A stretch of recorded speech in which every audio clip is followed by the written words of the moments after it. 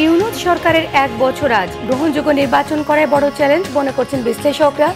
জুলাই সনদ বাস্তবায়নে বিশেষজ্ঞ পরামর্শ নেবে ঐকমত্য কমিশন। রাজনৈতিক দলের ঐক্য আর ছাত্র জনতার অংশগ্রহণে ফ্যাসিবাদের পতন ঘটেছে বলেছেন তারেক রহমান। নির্বাচন বানচালে নানামুখী ষড়যন্ত্র চলছে, আশঙ্কা নেতাদের। গাজীপুরে সাংবাদিক তুহিন হত্যাকাণ্ডে বড় ভাইয়ের মামলা, আটক 5 জন, খুনিদের বিচারের দাবিতে বিভিন্ন স্থানে মানববন্ধন। নিত্যপণ্যের বাজারে আবার অস্থিরতা, পেঁয়াজ, মাছ, ডিম, মুরগি, সবজির দাম চড়ছেই, ক্ষোভ ক্রেতাদের।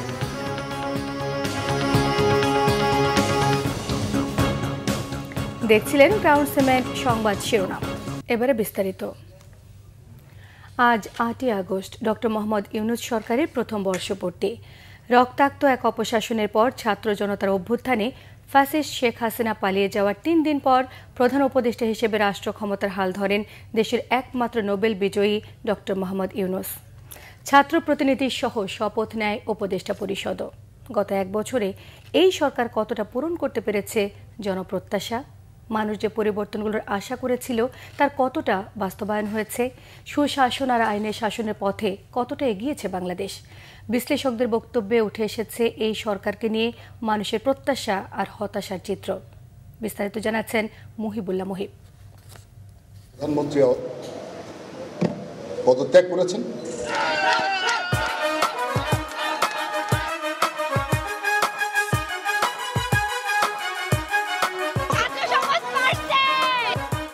পাঁচ আগস্ট 2024 ছাত্র জনতার এক বিস্ময়কর গণ অভ্যুত্থানে দেশ ছেড়ে পালিয়ে যান তৎকালীন প্রধানমন্ত্রী শেখ হাসিনা।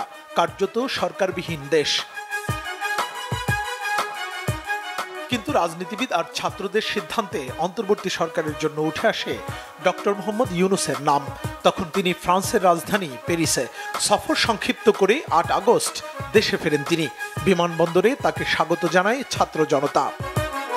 সেখানেই তিনি তাৎক্ষণিকভাবে জানান নিজের প্রতিক্রিয়া। এটা আমার কথা যদি না শোনেন আপনারা, তাহলে আমার প্রয়োজন এখানে নাই।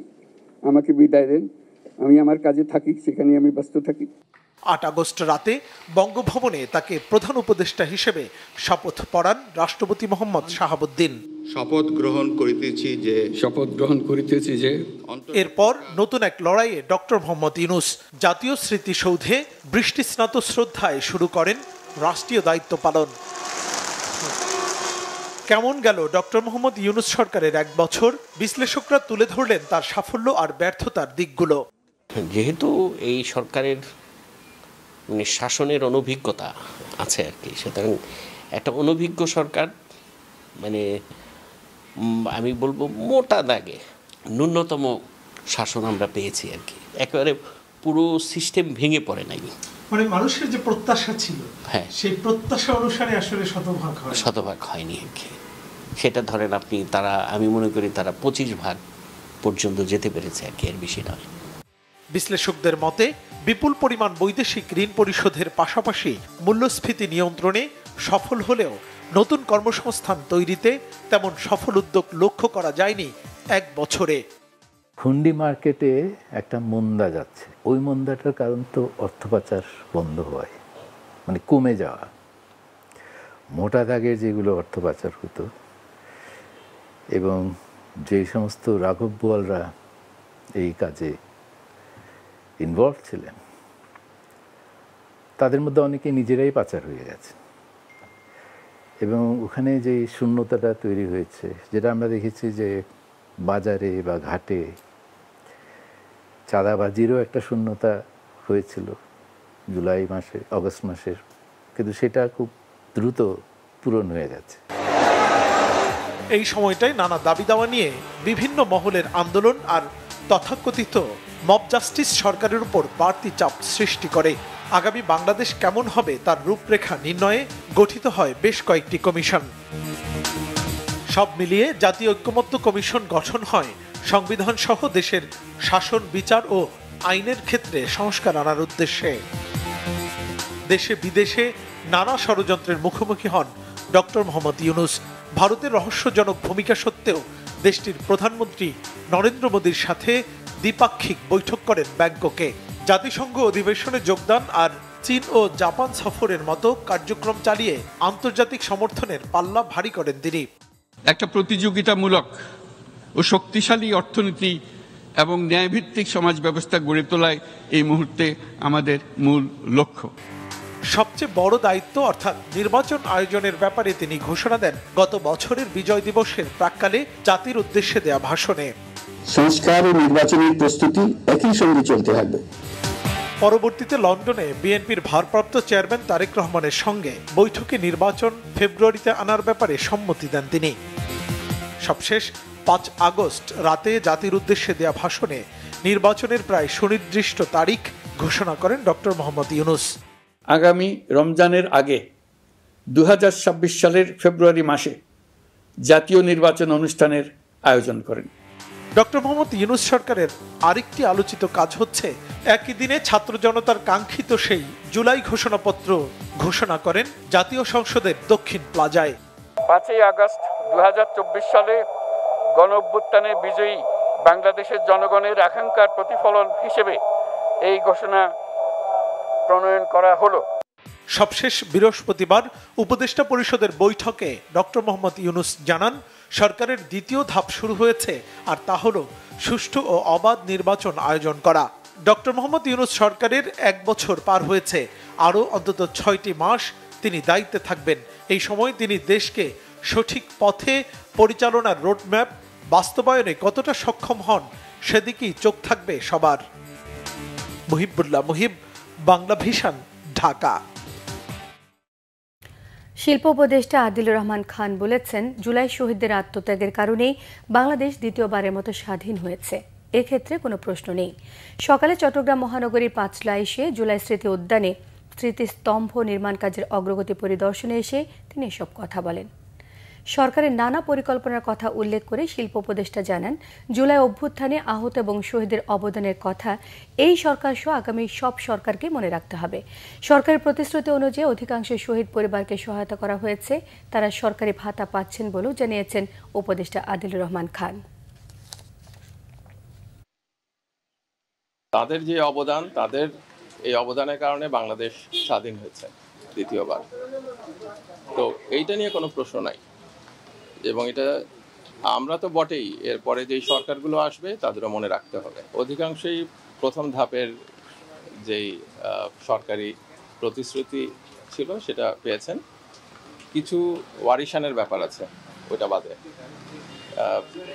সেই সংখ্যাটা আছে, ওই সংখ্যাটা বাদে আহতদেরকেও দেওয়া এ ক্যাটাগরির মধ্যে দেওয়া হয়েছে, স্বাস্থ্য সেবা সহ। আর যে ভাতা রেগুলার, ওইটারও ব্যবস্থা করা হচ্ছে। জুলাই সনদ বাস্তবায়নের পথ খুঁজতে আগামী সপ্তাহে বিশেষজ্ঞের পরামর্শ নেবে ঐকমত্য কমিশন। মতামত নেওয়া হবে রাজনৈতিক দলগুলোরও। কমিশনের সহসভাপতি আলী রিয়াজের মতে, জুলাই সনদের বাস্তবায়ন নির্ভর করবে রাজনৈতিক দলগুলোর সদিচ্ছার উপর। সকালে জুলাই জাতীয় সনদের অগ্রগতি সম্পর্কে আয়োজিত এক সাংবাদিক সম্মেলনে এসব কথা জানিয়েছেন তিনি। বলেন, কমিশনের মেয়াদ বাড়ানো হবে কিনা সে সিদ্ধান্ত সরকারের। রিপোর্ট করছেন নাবিল জাহাঙ্গীর।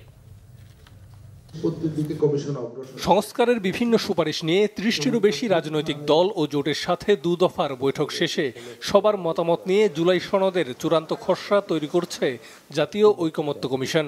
এই বিষয়গুলো নিষ্পত্তি করেই আমরা এই পর্বের সমাপ্তি টানব। শুক্রবার সকালে সংসদ ভবনের এলডি হলে জাতীয় সনদের বাস্তবায়ন, অগ্রগতি ও নানা বিষয়ে সাংবাদিকদের অবহিত করতে সংবাদ সম্মেলন আয়োজন করে ঐকমত্য কমিশন।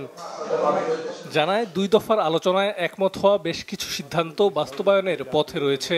দ্বিতীয় পর্যায়ে আলোচ্য 20টি বিষয়ের মধ্যে নোট অফ ডিসেন্ট বা ভিন্নমত পড়েছে 9টিতে। নির্বাচন ব্যবস্থার সংস্কার সংক্রান্ত কিছু প্রস্তাব আসুক, কিছু প্রস্তাব দীর্ঘমেয়াদে করার কথা বলা হয়েছে।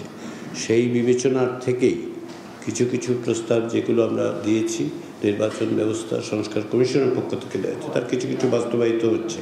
ফলে আমরা আশা করছি যে ইতিমধ্যে যে সমস্ত সংস্কার পদক্ষেপ নেওয়া প্রয়োজন সেগুলো কমিশনের পক্ষ থেকে নেওয়া হচ্ছে। আমরা এই বিষয়ে আশা রাখতে চাই। সনদ স্বাক্ষরের পর তা কিভাবে বাস্তবায়ন করা হবে সে জটিলতা দূর করতে আগামী সপ্তাহে বিশেষজ্ঞদের পরামর্শ নেবে কমিশন। এরপর মতামত নেওয়া হবে রাজনৈতিক দলগুলোরও। ঐকমত্যের ভিত্তিতে রচিত এবং প্রত্যাশিত স্বাক্ষরিত সনদের বাধ্যবাধকতা নিশ্চিত করা এবং বাস্তবায়নের পদ্ধতি কি হবে তা রাজনৈতিক দলগুলোর সঙ্গে আলাপ আলোচনার মাধ্যমে নির্ধারণ করা দরকার। সেই লক্ষ্যে কমিশন এই বিষয়ে বিশেষজ্ঞদের সঙ্গে আগামী সপ্তাহে আলোচনা করবে। ওই আলোচনার আলোকে রাজনৈতিক দলগুলোর সঙ্গে পরবর্তী পর্যায়ের আলোচনায় বসবে কমিশন। আমরা আশা করি যে এই প্রক্রিয়ায় স্বল্প সময়ের মধ্যেই একটি উপযুক্ত সিদ্ধান্তে পৌঁছানো সম্ভব হবে। জুলাই সনদ কবে বাস্তবায়ন হবে তা রাজনৈতিক দলগুলোর সদিচ্ছার উপর নির্ভর করছে বলে জানিয়েছেন আলী রিয়াজ। সরকার চাইলে কমিশনের মেয়াদ বাড়াতে পারে বলেও মন্তব্য করেন তিনি। সরকারের পক্ষ থেকে যদি মনে হয় যে এই কমিশনের মেয়াদ বাড়ানোর প্রয়োজন, আশা করি সরকার সেটা বিবেচনা করে দেখবেন। নাবিল জাহাঙ্গীর, বাংলা ভিশন, ঢাকা। বিএনপির ভারপ্রাপ্ত চেয়ারম্যান তারেক রহমান বলেছেন, ঐক্যের মধ্য দিয়ে দীর্ঘ আন্দোলন সংগ্রাম এবং জুলাই আগস্টে ছাত্র জনতার গণ অভ্যুত্থানে পতন হয়েছে ফ্যাসিবাদের। 12 দলীয় জোট, সমমনা জোট, এলডিপি এবং লেবার পার্টির নেতাদের সঙ্গে মতবিনিময়ে তিনি এসব কথা বলেন। শুক্রবার বিকেলে গুলশান চেয়ারপারসনের কার্যালয়ে এক মতবিনিময় সভা অনুষ্ঠিত হয়। বিএনপির ভারপ্রাপ্ত চেয়ারম্যান ভার্চুয়ালি এতে অংশ নেন। বিএনপির মহাসচিব মির্জা ফখরুল ইসলাম আলমগীর, স্থায়ী কমিটির সদস্য নজরুল ইসলাম খান, বেগম সেলিমা রহমান, ভাইস চেয়ারম্যান আব্দুল আওয়াল মিন্টু এ সময় উপস্থিত ছিলেন। এ সময় তারেক রহমান জোট নেতাদের উদ্দেশ্যে জানান, আসছে নির্বাচনে জনগণের রায়ে 31 দফার আলোকে বাংলাদেশকে একটি গণতান্ত্রিক কল্যাণ রাষ্ট্র হিসেবে গড়ে তুলতে চান। 12 দলীয় জোটের প্রধান সমন্বয়ক জাতীয় পার্টির চেয়ারম্যান মোস্তফা জামাল হায়দার, সমমনা জোটের প্রধান সমন্বয়ক এবং এনপিপির চেয়ারম্যান ডক্টর ফরিদুজ্জামান, এলডিপি মহাসচিব রেদওয়ান আহমেদ এবং লেবার পার্টির চেয়ারম্যান মুস্তাফিজুর রহমান ইরান এ সময় উপস্থিত ছিলেন।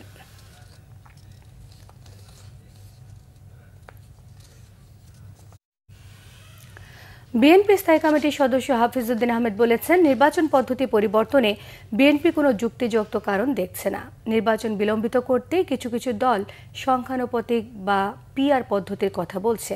জাতীয় প্রেস ক্লাবে এক সভায় মেজর হাফিজ জানান, আওয়ামী লীগ নিজেদের শাসন ব্যবস্থা পাকাপোক্ত করতে হত্যা, গুম, খুন সহ এক বিভীষিকাময় রাজত্ব কায়েম করেছিল। তাদের নেত্রীর মুখে সুন্দর সুন্দর কথা বললেও লুটপাটে বিশ্ব রেকর্ড গড়ে গেছেন তিনি। সাধারণ মানুষ ভোটের বক্সের কখনো নাগালই পায়নি। দুঃশাসনের বিরুদ্ধে ছাত্র জনতার গণ অভ্যুত্থানে হাসিনাকে দেশ ছেড়ে পালাতে হয়েছিল। মেজর হাফিজ বলেন, বিএনপি আন্দোলন করেছে ক্ষমতায় যাবার জন্য নয়, জনগণের ভোটাধিকার প্রতিষ্ঠার জন্য। অন্তর্বর্তী সরকারের প্রধান উপদেষ্টা নির্বাচন অনুষ্ঠানে কথা বলেছেন। তিনি আশা করছেন জনগণের রায়ের উপর সকল রাজনৈতিক দল আস্থা রাখবে। একটি রাজনৈতিক দল বলে যে এখানে নির্বাচনটি হতে হবে পিআর অর্থাৎ প্রপোর্শনাল রিপ্রেজেন্টেশনের ভিত্তিতে। বাংলাদেশের মানুষ এতদিন যাবৎ ভোটই দিতে পারে নাই। আমাদের জনগণ এইভাবে বছরের পর বছর, প্রায় 100 বছর ধরে ভোট দিয়ে অভ্যস্ত একজন ব্যক্তিকে। সুতরাং এটি পরিবর্তনের জন্য আমরা কোনো বিএনপি আমরা কোনো যুক্তিযুক্ত কারণ দেখি না। কিছু কিছু রাজনৈতিক দল তারা ইতিমধ্যেই ধরে নিয়েছে যে নির্বাচনে তাদের জামানত বাজেয়াপ্ত হবে, তাদের পক্ষে নির্বাচিত হওয়া সম্ভব নয়। সুতরাং এই নির্বাচনকে বিলম্বিত করার জন্যেই তারা পিআর সিস্টেমের কথা বলে। এই যে প্রথমবারের মতো গাজীপুরে সাংবাদিক আসাদুজ্জামান তুহিন হত্যাকাণ্ডে 5 জনকে আটক করেছে পুলিশ। এ ঘটনায় অজ্ঞাত 20 থেকে 25 জনকে আসামি করে মামলা করেছে নিহতের বড় ভাই। ঘটনাস্থলের সিসিটিভি ফুটেজ দেখে আসামিদের শনাক্ত করে অভিযান চালানো হচ্ছে বলে জানিয়েছেন পুলিশ। গাজীপুর প্রতিনিধি মীর মোহাম্মদ ফারুকের তথ্য ছবি নিয়ে থাকছে ডেস্ক রিপোর্ট। বৃহস্পতিবার রাতে গাজীপুর চান্দনা চৌরাস্তায় সিসিটিভি ফুটেজে দেখা যায় বেশ কয়েকজন যুবক একজনকে চাপাতি দিয়ে আঘাত করছে। আর এই হামলার ভিডিও ধারণ করায় কুপিয়ে হত্যা করে সাংবাদিক তুহিনকে। ওইখানে একটা মহিলার সাথে গেটের সামনে গেটের সামনে একটু হাতাহাতি হয়েছে। মহিলা পুরুষরা একটা থাপড় দিছে মনে হয় এরকম। আর পুরুষ যখন থাপড় দিছে তখন আরও 4-5 জন লোক ছিল, আইসাই এলোপাতের খুব শুরু করছে। তখন ওই লোকটা বাঁচার জন্য আপনার এই যে আমাদের পাশের দোকানে যেখানে ঘটনাটা ঘটছে ওইখানে ঢুকে পড়ছে বাঁচার জন্য। তো ওইখানেও উনারে ফালাইয়া কুপাইলে পরে ওই দোকানের যে ম্যানেজার ছিল উনারা টান দিয়া বের করে দিছে। পরে উনি ওই দিক থেকে বের হয়ে চলে গেছে। স্থানীয়রা ও পুলিশ জানায় ঘটনার সূত্রপাত নারী ঘটিত একটি ঘটনা থেকে। গোলাপী নামে এক নারী বাদশা নামের একজনকে প্রলোভনে ফেলে। পরে ওই নারীর সাথে থাকা যুবকরা বাদশার উপর হামলা করে। যার ভিডিও ধারণ করায় তুহিনকে হত্যা করা হয়। তুহিনের বড় ভাই মোহাম্মদ সেলিমের করা মামলায় 5 জনকে আটক করেছে পুলিশ। আমরা সিসিটিভি ফুটেজ পেয়েছি এবং সিসিটিভি ফুটেজ পর্যালোচনা করে আসামিদের আমরা শনাক্ত করতে পেরেছি। ময়নাতদন্ত শেষে চান্দনা চৌরাস্তায় কেন্দ্র ঈদগাহ মাঠে তুহিনের প্রথম জানাজা শেষে তার মরদেহ ময়মনসিংহের গ্রামের বাড়ি পাঠানো হয়। Bangla vision news desk. গাজীপুরে সাংবাদিক তুহিন হত্যার প্রতিবাদে দেশের বিভিন্ন জেলায় মানববন্ধন এবং প্রতিবাদ সভা করেছেন সাংবাদিকরা। সাংবাদিক তুহিন হত্যার প্রতিবাদে ময়মনসিংহের ফুলবাড়িয়ায় মানববন্ধন হয়েছে। উপজেলা পরিষদের সামনে এই কর্মসূচিতে হত্যাকারীদের দ্রুত গ্রেফতার এবং দৃষ্টান্তমূলক শাস্তির দাবি জানিয়েছেন বক্তারা। এই হত্যাকাণ্ডের প্রতিবাদে দিনাজপুরে মানববন্ধন হয়েছে সাংবাদিক সমাজ। দুপুরে জেলা প্রেস ক্লাবের সামনে বিভিন্ন গণমাধ্যমের প্রতিনিধিরা হত্যাকারীদের দ্রুত গ্রেফতারের দাবি জানান। খাগড়াছড়ি প্রেস ক্লাবের সামনেও বিক্ষোভ মিছিল সমাবেশ করেছে সাংবাদিক হত্যার বিচারের দাবিতে কিশোরগঞ্জ সেন্ট্রাল প্রেস ক্লাবের ব্যানারে জেলা শহরের গৌরাঙ্গবাজার মোড়ে মানববন্ধন হয়েছে। জেলায় প্রিন্ট এবং ইলেকট্রনিক মিডিয়ার সাংবাদিকরা এতে অংশ নেন। পর্যাপ্ত সরবরাহ থাকলেও বাজারে 15 থেকে 20 টাকা বেড়েছে পেঁয়াজের দর।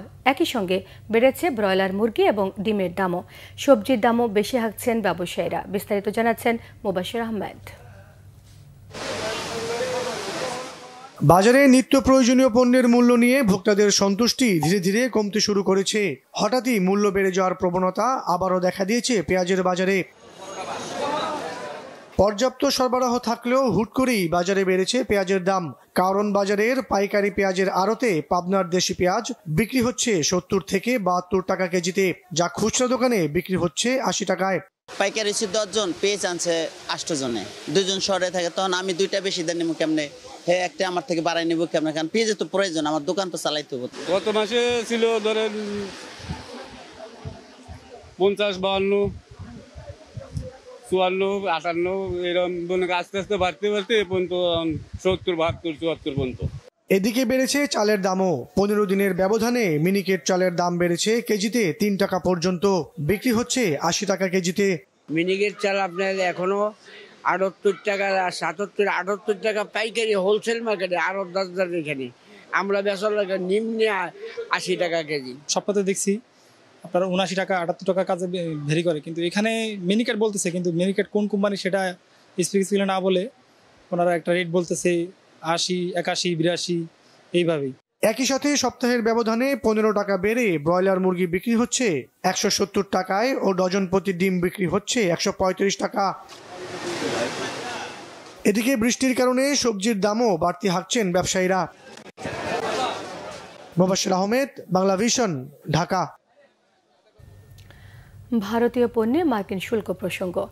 ভারতীয় পণ্যের ওপর 50% শুল্ক আরোপ করার পর এবার ভারতের সঙ্গে বাণিজ্য আলোচনার প্রস্তাব নাকচ করে দিয়েছেন মার্কিন প্রেসিডেন্ট ডোনাল্ড ট্রাম্প। মার্কিন প্রেসিডেন্ট জানিয়েছেন, শুল্ক নিয়ে দুদেশের মধ্যে দর কষাকষি শেষ না হওয়া পর্যন্ত ভারতের সঙ্গে বাণিজ্য আলোচনা বন্ধ রাখবে যুক্তরাষ্ট্র। এই শুল্ক আরোপের পর ভারত থেকে অর্ডার স্থগিত রেখেছে অ্যামাজন, ওয়ালমার্ট, টার্গেট, গ্যাপ সহ বড় বড় মার্কিন রিটেইলাররা। ভারতের রপ্তানিকারক প্রতিষ্ঠানগুলো জানিয়েছে, পোশাক ও টেক্সটাইল পণ্যের চালান আপাতত বন্ধ রাখা হবে। এছাড়া শুল্ক আরোপের কারণে বাড়তি খরচ ক্রেতারা বহন করবে না জানিয়ে ভারতীয় রপ্তানিকারকদেরই অতিরিক্ত খরচ বহনের আহ্বান জানানো হয়েছে।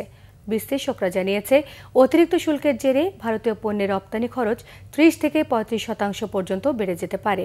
এর ফলে 400 থেকে 500 কোটি মার্কিন ডলারের ক্ষতির আশঙ্কায় ভারত। মার্কিন পণ্য বয়কটের আহ্বান জানিয়ে বিক্ষোভ করেছে ভারতের উত্তরাঞ্চলের ব্যবসায়ীরা। এদিকে শুল্ক ভয়কে তোয়াক্কা না করে রাশিয়া থেকে তেল কেনার ব্যাপারে অনড় অবস্থানে ভারতের প্রধানমন্ত্রী নরেন্দ্র মোদী। নির্বাচন কমিশন রাজনৈতিক দলের সঙ্গে না বসেই গণপ্রতিনিধিত্ব আদেশ আরপিও, রাজনৈতিক দল এবং প্রার্থীদের আচরণ বিধিমালা নিয়ে সিদ্ধান্ত নিয়েছে বলে মন্তব্য করেছেন বিপ্লবী ওয়ার্কার্স পার্টির সাধারণ সম্পাদক সাইফুল হক। এসব বিষয়ে সিদ্ধান্ত নেওয়ার আগে রাজনৈতিক দলের সঙ্গে আলোচনা করা উচিত ছিল বলে মনে করেন তিনি। সেগুনবাগিচায় সংহতি মিলনায়তনে আলোচনা সভায় তিনি বলেন, জুলাই ঘোষণাপত্র তৈরিতে লোকচাপা করেছে অন্তর্বর্তী সরকার, তাই প্রতিবাদ হিসেবে দাওয়াত পাওয়ার পরও বিপ্লবী ওয়ার্কার্স পার্টি জুলাই ঘোষণাপত্র পাঠের অনুষ্ঠানে যায়নি। তিনি বলেন, প্রধান উপদেষ্টার ভাষণের পর নির্বাচন নিয়ে জনসাধারণ এবং রাজনৈতিক দলগুলোর অনাস্থা দূর হয়েছে। তবে এই দ্বিতীয় ধাপে অন্তর্বর্তী সরকারের কাজ হবে সকল বিতর্ক থেকে বেরিয়ে আসা। বিতর্কিতদের উপদেষ্টা পদ থেকে বাদ দিয়ে নতুন উপদেষ্টা নেওয়ার আহ্বান জানিয়েছেন সাইফুল হক।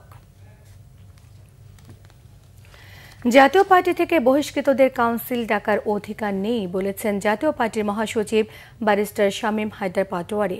সকালে রাজধানীর কাকরাইলে সংবাদ সম্মেলনে তিনি আরও বলেন, অনেকেই দলের পদ ব্যবহার করে মিটিং করছেন, এর মধ্যে গভীর ষড়যন্ত্র আছে এবং আদালতের রায়ের অপব্যবহার হচ্ছে। শামীম হায়দার পাটোয়ারি বলেন, দেশে নির্বাচনের কোনো পরিবেশ নেই, রাষ্ট্রের উপর সরকারের নিয়ন্ত্রণ নেই। নির্বাচন কমিশন অনিবন্ধিত দলের সঙ্গে বৈঠক করে কিন্তু নিবন্ধিত জাতীয় পার্টির সঙ্গে বৈরী আচরণ করছে। জাতীয় পার্টি জুলাই আন্দোলনের পক্ষে ছিল বলেও দাবি জানিয়েছেন তিনি। শিগগিরই রংপুরে চীনা হাসপাতালে কাজ শুরু হবে বলে জানিয়েছেন চীনের রাষ্ট্রদূত ইয়াও ওয়েন। বাংলাদেশি রোগীদের চীনের হাসপাতালে চিকিৎসা দেওয়ার পাশাপাশি স্বাস্থ্য খাতে তার দেশ জয়েন্ট ভেঞ্চারে কাজ করতে চায় বলে তিনি জানান। স্বাস্থ্য উপদেষ্টা নূরজাহান বেগম বলেছেন, বাংলাদেশের চিকিৎসা ব্যবস্থায় এআই এবং রোবোটিক প্রযুক্তি ব্যবহারে চীনের সহায়তা চেয়েছেন। রিপোর্ট করছেন এমরুল কায়েস। রাজধানীর একটি হোটেলে দিনব্যাপী অনুষ্ঠিত হয় চীন বাংলাদেশ স্বাস্থ্য ও চিকিৎসা উন্নয়ন প্রদর্শনী। এতে অংশ নেয় চীনের 10টিরও বেশি শীর্ষস্থানীয় হাসপাতাল।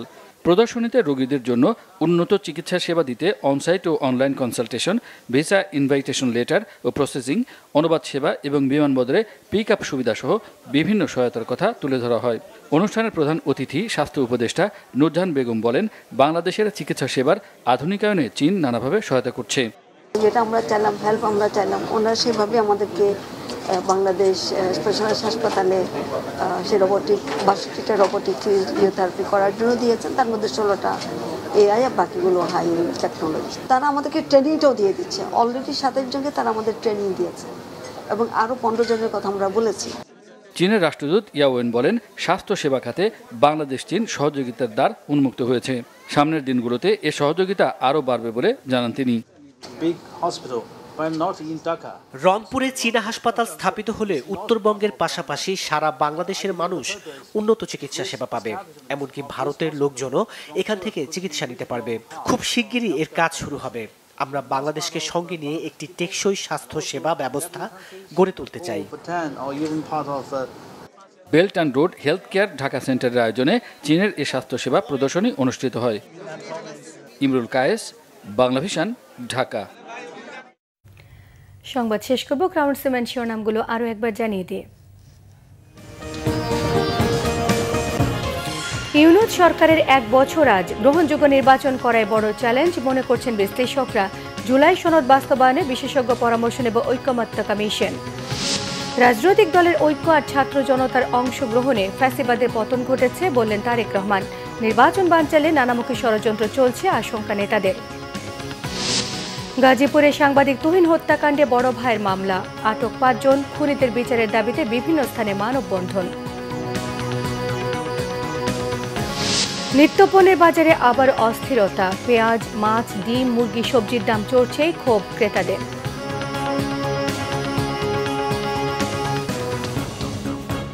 এই ছিল এখনকার মতো, পরে সংবাদ রাত 10:30টায়।